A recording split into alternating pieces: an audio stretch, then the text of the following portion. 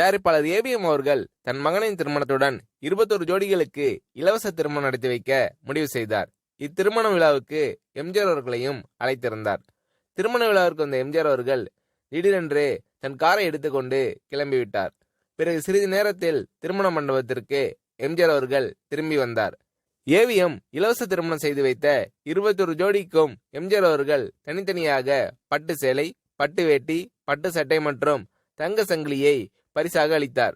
தான் கலந்து கொள்ள அழைக்கப்பட்ட திருமணம் தானே என்று எம்ஜிஆர் அவர்கள் கலந்து கொண்டதோடு மணமக்களை வாழ்த்திவிட்டு திரும்பவில்லை.